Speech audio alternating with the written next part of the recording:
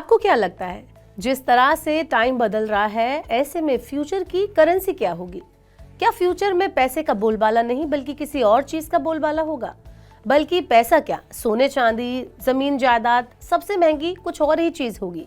लेकिन ये चीज क्या होगी और कैसा क्या होने वाला है, इसकी कीमत पैसे और सोने चांदी से भी ज्यादा होने वाली है। तो आइए इस वीडियो में मैं आपको बताती हूँ। बिटकॉइन और क्रिप्टो करेंसी के आने से पहले भी किसी को नहीं लगता था डिजिटल करेंसी नाम की कोई चीज भी मुमकिन है। सबको लगता था कि जो चीज हमारे साथ है, हमारे पास है और जिससे हम फिजिकल लेन देन करते हैं, वही सब कुछ है। दरअसल हमारे लिए वही करेंसी हुआ करती थी।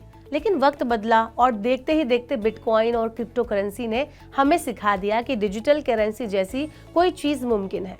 आज फिर से एक बार फिजिकल करेंसी को आने वाले टाइम में कोई और चीज रिप्लेस करने की क्षमता रखती है, पावर रखती है। ये कहना है ज़ीरोधा के को-फाउंडर निखिल कामत का। निखिल का कहना है कि आज जो हम रुपए, डॉलर या क्रिप्टो करेंसी को वैल्यू समझते हैं, वही आने वाले टाइम में किसी के पास सबसे ज्यादा कोई कीमती चीज होगी तो वो होगी एनर्जी। जी हाँ, आपने एकदम सही सुना। निखिल का मानना है कि आने वाले 10 सालों में एनर्जी और इलेक्ट्रॉन खुद एक करेंसी बनकर उभर सकते हैं। ऐसे में सवाल उठता है कि क्या ऐसा सच में हो सकता है? क्या आने वाला फ्यूचर बिजली की दौलत से तय होगा? आखिर निखिल कामत की इस बात के पीछे क्या लॉजिक है? चलिए आपको मैं बताती हूँ।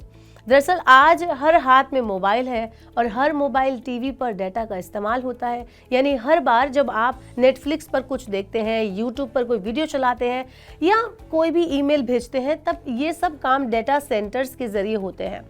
डेटा सेंटर्स वो जगह होती है जहां आपकी सारी डिजिटल एक्टिविटीज प्रोसेस होती हैं। लेकिन आपको जानकर हैरानी होगी कि एक औसत डेटा सेंटर हर साल उतनी बिजली की खपत करता है जितनी 4 लाख इलेक्ट्रिक कारें मिलकर भी नहीं कर पाती।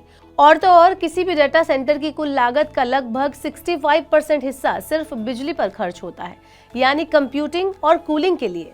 इसका मतलब साफ है कि ज्यादा इंटरनेट यूज बराबर हुआ ज्यादा सर्वर के, ज्यादा सर्वर बराबर हुआ ज्यादा बिजली के।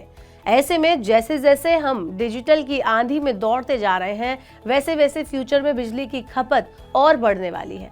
दुनिया भर में ग्लोबल डेटा सेंटर्स की अगर हम बात करें तो दुनिया में सबसे ज्यादा 3680 डेटा सेंटर्स अमेरिका में है। उसके बाद जर्मनी में 424, यूके में 418 और फिर भारत का 7वां नंबर आता है जहां 262 डेटा सेंटर्स हैं।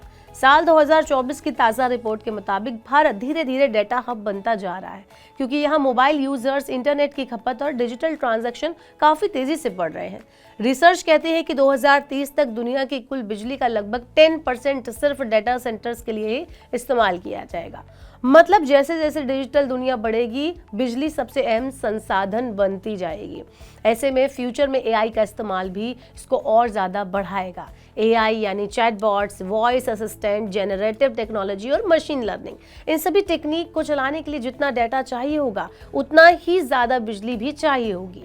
इस रिपोर्ट के मुताबिक दुनिया अगर सिर्फ 5% इंटरनेट सर्च भी एआई के थ्रू करती है तो उतनी बिजली लगेगी जिससे 10 लाख भारतीय घरों को साल भर तक का जो है बिजली सप्लाई किया जा सकता है, उनको साल भर तक रोशन किया जा सकता है।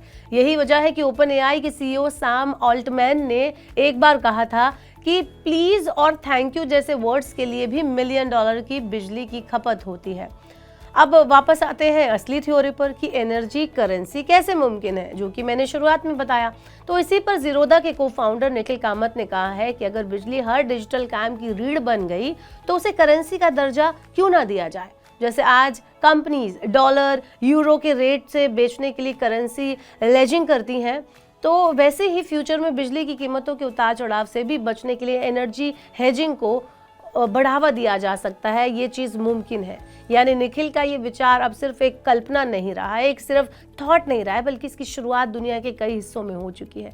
जर्मनी और स्वीडन जैसे देश पहले से ही ग्रिड शेयरिंग और एनर्जी ट्रेडिंग में निवेश कर रहे हैं। जैसे बिटकॉइन और क्रिप्टो करेंसी ने हमें ये सिखाया कि डिजिटल करेंसी का सपना भी हकीकत है, वैसे ही अब यही सोच एनर्जी पर भी लागू हो सकती है।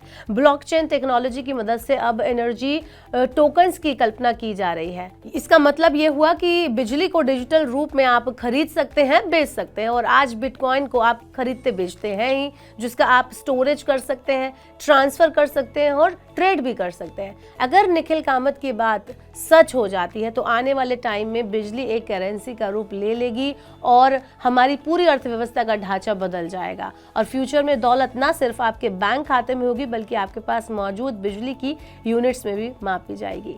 आपका इस बारे में क्या कहना है? आपको निखिल कामत की बात कितनी सच लगती है? क्या आप भी बिलीव करते हैं कि आने वाले टाइम में बिजली एक करेंसी के रूप में आ सकती है? आप हमें कमेंट बॉक्स में अपनी राय बताएं। ऐसी और वीडियोस के लिए देखते रहिए मनी 9 और सब्सक्राइब करें मनी 9 का यूट्यूब चैनल।